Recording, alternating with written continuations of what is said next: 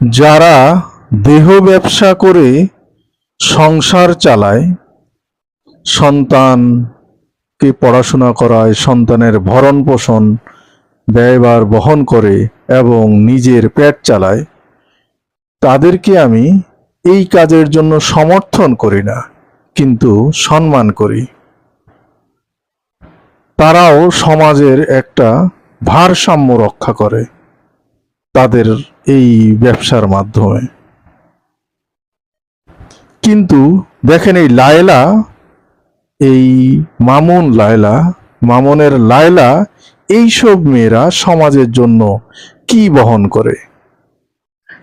সে প্রথম স্বামীকে তালাক দিয়েছে, সেই ঘরে 19-20 বছরের বয়সের একটা মেয়ে আছে। দ্বিতীয় স্বামীকে তালাক দিয়েছে, সেই ঘরেও যত সম্ভব 2টি মেয়ে আছে।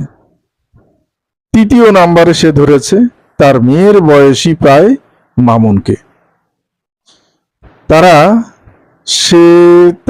তাকে মামুনকে তার বাসায় নিজ ইচ্ছায় ঠাঁই দিয়েছে।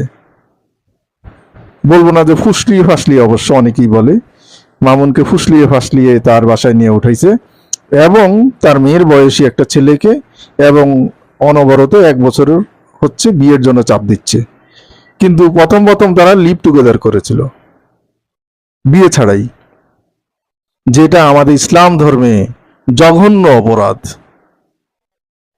দুইজনের ইচ্ছায়, সদ ইচ্ছায়, দুইজনের কোনো না ছিল না এতে, লায়লারও না মামুনেরও না, লায়লার বাসায়। তো লায়লা যদি নিজ ইচ্ছায় তাকে মামুনের হাতে সঁপে দেয়, সেখানে আমি বুঝি না ধর্ষণ কথাটা আসি কিভাবে। তাহলে তো মামুনও বলতে পারে সে নিজে ধর্ষিত হয়েছে।